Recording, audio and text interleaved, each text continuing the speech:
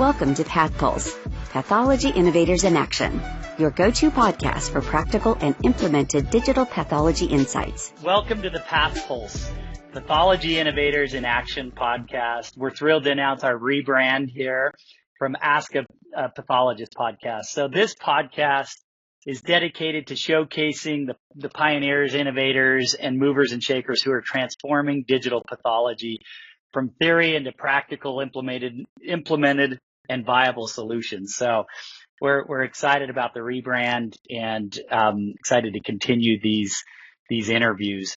So I'm James Thackeray. I'm on the executive board of the Digital Diagnostics Summit and am the chief commercial officer at Lumea, who's an organization dedicated to improving diagnostics and digital workflows. Today, I'm really excited about our guests, two of whom I've met several times and worked with, Sidney Tate and Ed Lagerman from KLAS Research. We're excited to have both of you here. Thanks for being here, first and foremost.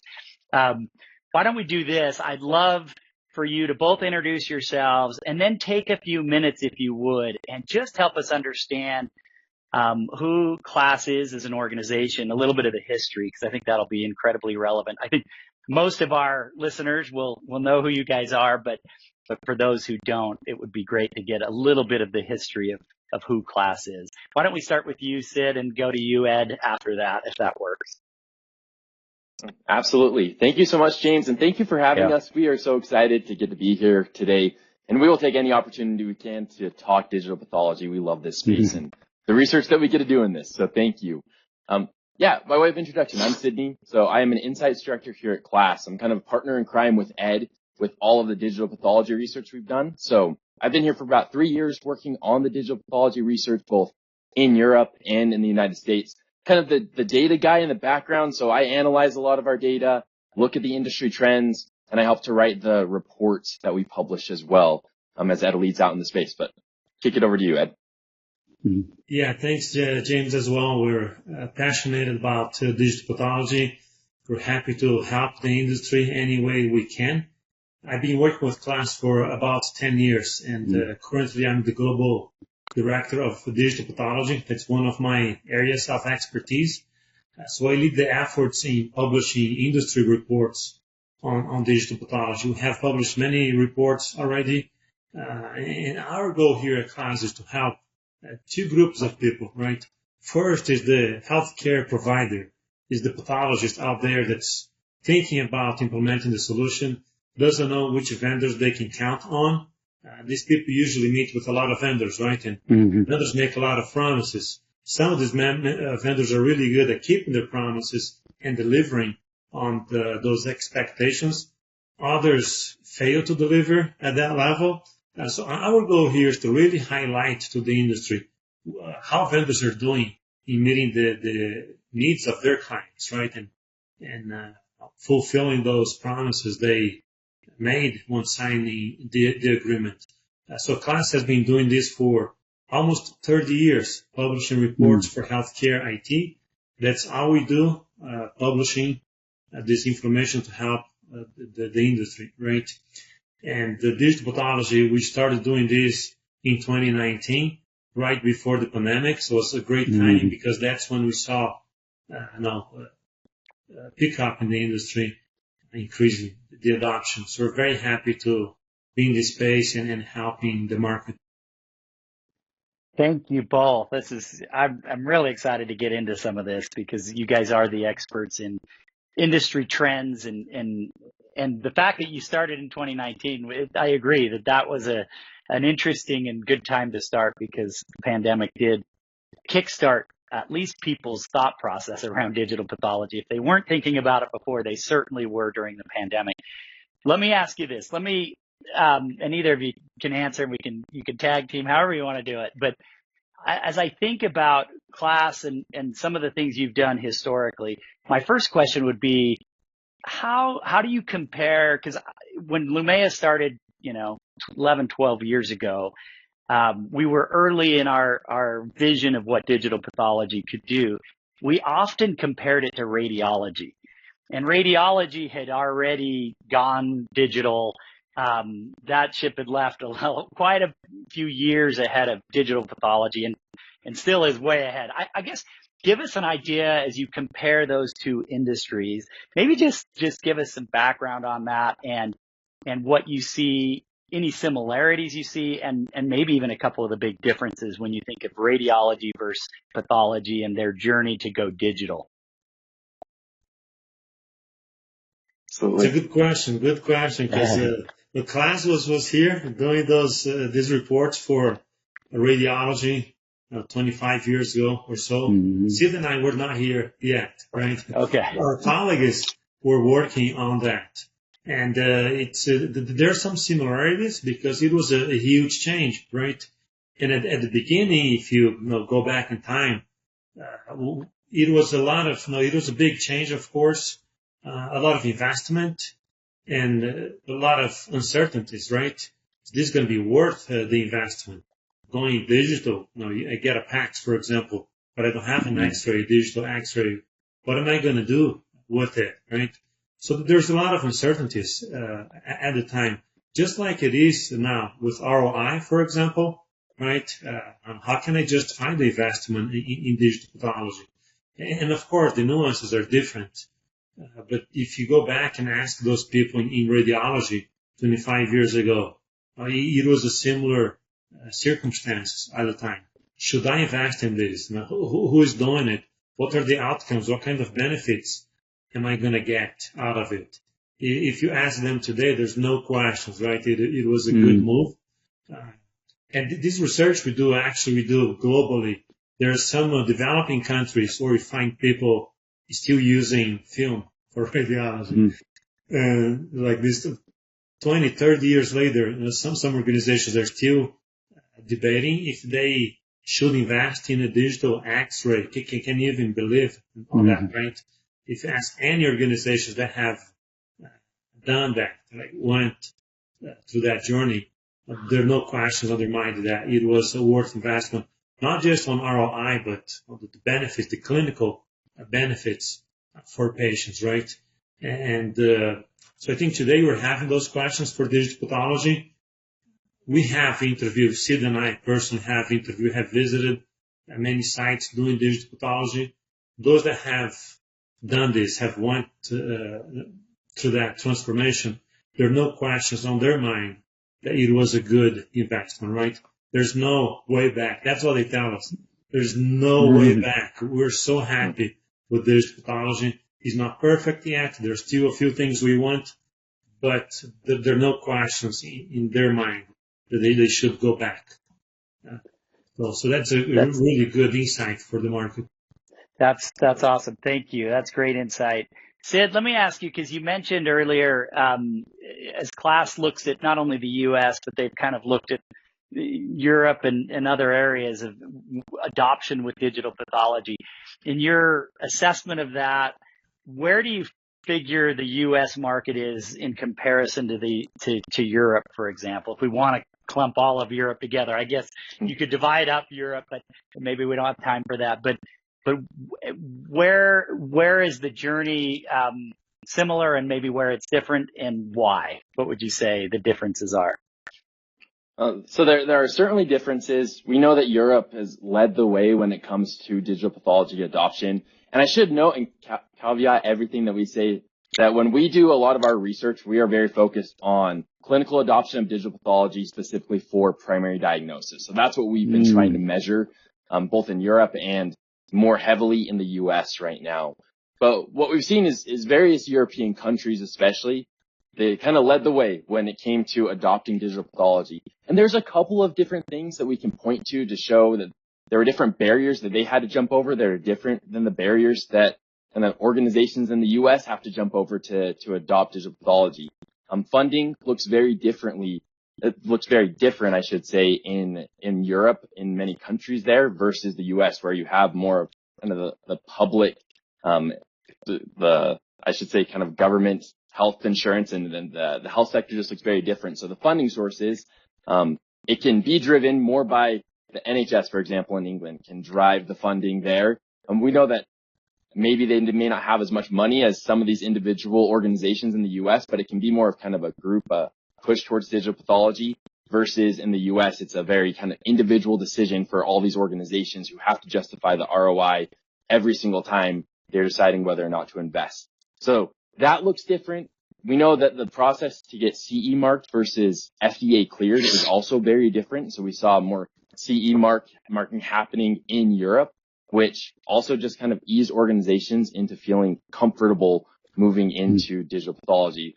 Whereas with FDA clearance, we've seen that pick up a lot, especially in recent years in the US. But in early days, there were a lot of these organizations who said, we want to jump into this, but there's not a lot of these FDA cleared solutions. So if we go into this, we're going to have to do our own validation and LDTs and figure out how to make all of this work. And so I think that for some of those reasons, we've seen Europe be ahead of the US, but we definitely see adoption growing in the US. We talk to organizations, we hear about new deals that are signed frequently here and decisions that are made. We'd estimate the US is still probably somewhere between 10 and 20% of organizations that have gone digital, that have implemented a digital pathology solution and kind of started at least dipping their toe in it in a clinical sense. When we look at primary diagnosis, it's probably still less than 10% of all cases in the US that are signed out digitally to date, but it's growing. And that's where so many organizations are wanting to go as well. So we're expecting to see that pick up pretty significantly in coming years, especially if some other market factors can kind of fall into place for all of that. That's great. I love that. Sorry, because, Lumea as an organization, for example, is just getting into the European market, and it is different, but they've had quite a bit more adoption, certainly. And I also like that you're kind of differentiating clinical adoption versus primary diagnosis clinical adoption, right? Which is, I think, a difference. I think at Lumea, what we've seen, partially because of the ROI portion that Ed pointed out, our users are using this for primary diagnosis all around the U.S. and are doing it. It's not just a toe in the water. They're fully all in. This is the way they practice pathology, which is exciting for us. But we're also learning the hurdles that are there for larger institutional organizations to go digital. And sometimes that's part of the implementation process, right? You kind of dip in, maybe you do it with second opinions and you start with, tumor board cases or whatever it might be. But building that infrastructure is key. Okay, let's get into the numbers. Why don't, and you can both just chime in on this as you see fit. Kind of the growing adoption in the U.S. Give us some statistics, and I'd love to kind of hear if you've seen anything specifically in this year, as well as we've had some of the FDA stuff. I don't know how that's impacted adoption. At least I have my own sense of it, but I'd be curious if just generally what the statistics are saying about adoption in the U.S. and any trends that you want to highlight.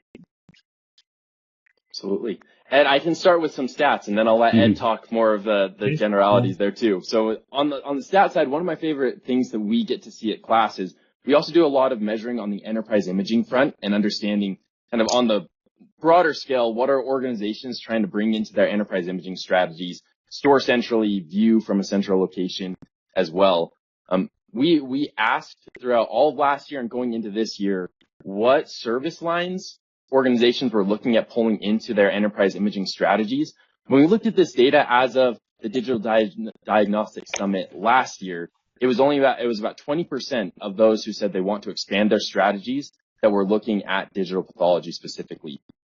Looking at this year, there's a 10 percentage point increase where we see 30% of organizations who said they're looking to expand their enterprise imaging strategies, said that in the next couple of years, pathology is one of the main areas where they want to at least start exploring doing so. So as far as this year, even versus last, we've seen among those more advanced organizations who are live with enterprise imaging an even greater appetite to start moving into digital pathology. So that's just one piece, and that's not even discussing all of the reference labs and the pathology groups. They kind of fall outside of that enterprise imaging research where we've also seen deals being signed and digital movement on that front. But everything that we've been seeing has just indicated that there has absolutely been kind of this increase in not only desire to explore digital pathology, but kind of that willingness to start really moving down that path too. Yeah, that's exciting. And that's really good, interesting statistics, because this point Sid was mentioning, we're talking about larger health systems in the U.S., right? We talked to a lot of them. We have talked to a lot of them over the years, and we see this trend, as Sid mentioned, the interest for digital pathology is increasing, right? As he mentioned, 30% of them it's one of their priorities now for the next couple of years. But if you consider them, pathology is not their only priority, right? Pathology is competing with other priorities. They have cardiology, radiology, ophthalmology, point of care, ultrasound. There's a lot of other competing priorities, and still pathology, it's one of the top for them, right? So it's really interesting that all of these large health systems are looking at digital pathology. And now if you consider the reference labs, all of those labs we spoke with, like every single one of them, they're either already doing digital pathology or they are looking into it, right? If you consider statistics just for those reference labs, it's close to 100% of them are either doing it or about to get started. So, well, very good for the market. Yeah, that's really exciting. And it would be hard for them not to look at it, right? I mean, we're just at that kind of tipping point where it's going to be a competitive disadvantage if you're not digital, especially I think in the commercial sense, as we start to figure out how pathologists can share work and read from anywhere based on the state that they're in, depending on certain regulations. So that's great insight. How about we do this? Let's talk about the why. I really would want to understand, why are these groups, I mean, we don't have to get into why it's taken so long. I think infrastructure, other things, ROI, all that has caused a delay in digital pathology adoption. But let's talk about, why are most organizations looking at digital pathology at this point? Sid, you want to start? Yeah, I'll start us off. And I smile at that question, and the main reason is, this is every time we have a conversation around digital pathology, and especially with an organization that's looking to go down that road, we always ask the why, Ed and I. And what I've noticed is that the why looks different across organizations. So at the heart of it, everyone wants to improve the care that we give to patients. And that's really what's driving so much of this. And they know that going digital not only can make it so it's easier to collaborate, and we can have maybe more efficient tumor boards, and we, for on the medical legal side of things, that we can also kind of protect ourselves from malpractice. But especially as we get into having AI come in, screen cases, potentially be able to see things that aren't even visible to the eye of a pathologist under a microscope. That's really what's at the heart of the why for so many of these organizations. But I love, there was one I spoke to who's an academic health center that's looking at digital pathology right now. I shot over an email and just said, okay, why are you looking at this? What's kind of driving this? And they sent back a list of about 15 different things that we're saying, we need to figure out how we pay less for as far as courier costs, and we don't spend so much time trying to ship these slides different places. We need to make this more easily accessible. We need to have a better history of all of this. And the list just goes on. But so I think that there's also very much that operational side where, as of right now, when organizations are looking at their why, they realize their why also has to ideally be tied to ROI somehow. And a lot of that is looking at, okay, does this help my organization run more efficiently in any way? So they look at that why, while the kind of core of patient care is something that a lot look and say, we're going to start getting this. We're not quite sure how to quantify that element of things, but we know, especially when AI comes into play, that is going to be what kind of flips the switch and allows us to really get running on what digital pathology has to offer. That's great. Ed, anything you want to add there? Yeah, just one thing to add. I know ROI is usually a barrier to adopt digital pathology, right? You don't want to talk about barriers here. We want to talk about the why. But the organizations that have done this, we haven't heard from organizations saying, well, we're losing money doing digital pathology, right? They're either like breaking even, right? Or in some case, there is some financial benefits there with efficiency gains and better collaboration, second opinions. So RI, although it might be a barrier when they're starting it, organizations that have done this haven't seen it that way. They realize they can profit or at least break even from it. That's such good insight, because I think two things just as I hear this. One, it gets me excited when people are really looking at the patient care side, obviously. And I think most healthcare professionals do that naturally, right? But what we've seen as an organization that gets me, I guess, so passionate about digital pathology is we've actually seen cancer detection rates increase, which isn't necessarily good that we're fighting more cancer, but it is in the sense that these patients are actually being treated earlier because we found things that we would have missed until later. And that's not these are pathologists that are amazing. They're specific to their specialty, and they're calling me all the time saying, and there's different rationale and reasons for catching more cancer when it's in our system. We have some pre-analytic workflow that I think helps preserve more tissue so they have more to look at. But on the back end, as you mentioned AI, and I wanted to highlight that, I think as you use it as a QC check, even that has caught more cancer. We have pathologists all the time that call and said, I would have missed this little thing that I just wouldn't have seen had I not ran that algorithm. I think that's huge. I think as we think of AI and what it can do from an ROI perspective, there's workflow AI that we can develop, and that's been kind of Lumea's focus, is how do we make the pathologist more efficient? That's kind of the workflow. Like, how do we just, they're so good under the microscope. They develop that process over years. How do we now make them even more efficient on a digital platform that gives them the option to have second opinions, AI, all these other things downstream? And then you think of, other AI, you've got diagnostic, which I think is great. We mentioned that. But then even prognostic AI algorithms that are now coming into play. What I get, again, excited about is as these groups go digital, they now have this diagnostic imaging database that they can either work with specific AI companies to do the AI that they think is most needed within their own practice, or they can they'll develop it themselves. And so I think it just to your ROI, perspective, Ed, I think there's so much more that it will eventually do that we just haven't gone far enough to even recognize all that it could do. I'm sorry, I'll get off myself. That's absolutely right. And we haven't seen all of those benefits yet, right? Because digital pathology has been building the foundation for AI.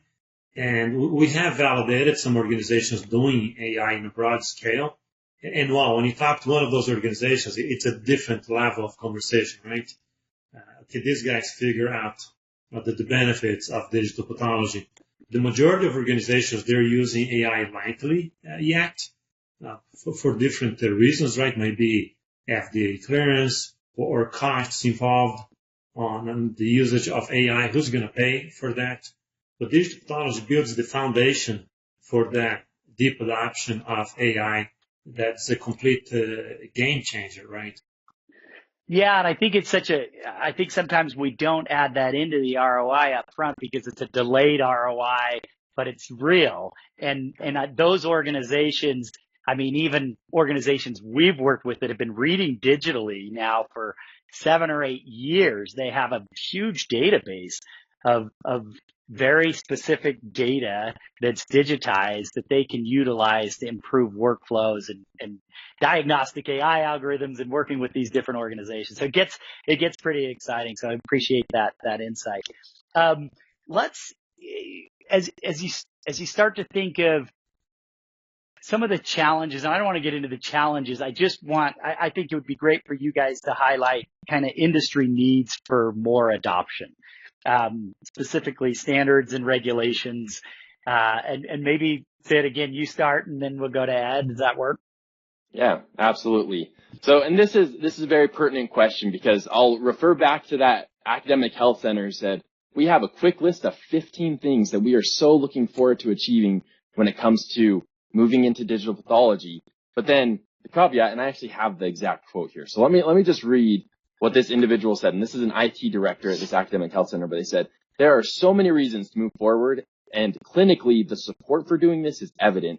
The hindrance is the image storage costs, federal mandates on storing slides. Until there's a blessing from the FDA or other federal entities on how specimens are being stored, we are going to be in an uphill battle against regulations and ROI. So I think that that's an interesting perspective where, and going back to earlier in our conversation when we asked about the difference between radiology and pathology and the digital transformation, radiology had that very quick ROI of saying we can completely get rid of film. But on the pathology front, this is something that organizations bring up to us all the time, saying if I go digital, I still have to store these slides for 10 years somewhere in a warehouse. And so I'm paying for those storage costs while also having to tack on digital storage costs. And if I want to store a lot in order to be able to train AI, for example, I'm not going to want to just purge studies. And so there's a big question around how should lifecycle management work, image lifecycle management in the context of AI as well. And so there definitely is a need for greater regulations and kind of an understanding that as organizations go digital, there has to be some sort of balance between the physical and digital storage of these slides, because requiring both will make it so organizations may just take the path of saying, we're going to keep this for 3 months and then purge it afterwards. And if we need it, then we're going to go and grab it from our warehouse after that, because that's where it's stored. So that's an area where there's definitely a need for some of those regulations just to decrease the barrier to jump into things. And then on the standard side, I had an interesting conversation with a director of pathology at another academic health system who has already started down this road. And I ended the conversation asking, what do you need from us at KLAS in order to be able to help you and to help the industry? And he looked at me and responded, just push DICOM. Please push DICOM on everyone, because that's what radiology realizes. We needed a standard to be able to make sure that it's easier to adopt. There's more standards to implement and integrate. And we're still in the state where there's so much proprietary stuff happening within digital pathology. And it makes it so every single implementation kind of has to be its own beast that an organization has to tackle, because it's not going to look exactly the same. And the DICOM standard hasn't widely been implemented either. So that's another area where, especially on the vendor front, because I think there's an appetite on the health system front, but the offerings have to be there both for those who produce scanners, the IMS as well. And so pushing towards DICOM, or that's the industry standard we hear about most in conversations. So pushing in that direction, I think, is another thing that will really lower that barrier and allow for greater adoption moving forward. Right. Ed? And I think one workaround on that is, I was talking to one of those, the IMS vendors, AI vendors as well, and they're saying the lack of standards, it damages our ability to innovate, right? How are you going to innovate without the standard? We have our standard for the IMS and AI, but we don't choose the scanner for the clients, right? Mm-hmm. So they are coming with different image formats, and it makes it so hard for them to get that to work with their solution, right? But one thing that the market can do, if I'm looking for a digital pathology solution, I can make that a requirement, right? I want a DICOM standard, for example. If you don't have a DICOM standard, you're out of my list, right? There's no conversations. So even though if there's no standard today, I think the market can push that. And if the market's pushing that, the clients are doing that, well, vendors will have to change and adopt the standard. There's no other way around. Yeah, that's great. Gosh, this has been so good. I have like 20 other questions, but maybe you both agree to do another podcast at some point. I know, Ed, we get you at our Digital Diagnostics Summit here in a month or so. It's coming up. So we'll see you in I don't know, Sid, if you're making that or not, but we'll see you up in Park City. But let me just say thank you first for taking the time. I think the work that KLAS is doing is so pertinent, not only to helping others see maybe the best road to go and they try to go digital, but just the perspective on the industry as a whole. I think it allows us, when you gather that kind of data, it does allow the industry to kind of set the right standards to follow and recognize where we need to innovate more, right? And so I think it's awesome. I think it's exciting, the work that you're doing. And just keep up the good work. And thank you both for joining us today. Oh, thank you so much, James. Thanks for the work that you're doing as well. We love working with you and your competitors as well, who are pushing and trying to make this a better space in digital pathology, innovating and delivering great things to your customers. So thank you, and thank you for having us today.